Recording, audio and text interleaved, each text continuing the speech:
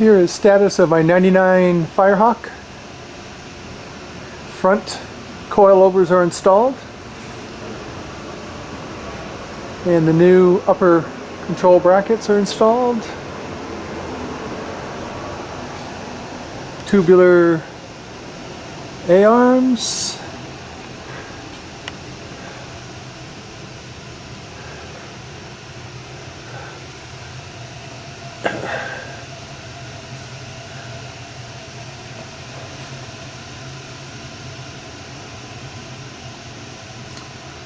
And here are the new calipers, and taking advantage of putting new calipers on and installing Hawk DTC 70 pads for stopping power.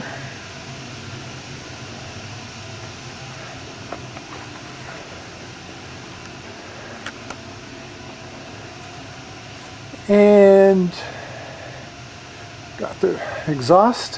What they decided to do, and it makes sense, is they just took off the clamps and welded stuff to make it a little bit more rattle-free. And so they're putting in some brackets had deteriorated and broke and fell off, so they're going to be putting some new brackets in. So nice, and also able to tuck the exhaust up a little bit more too, so that that was an issue in the past. So nice.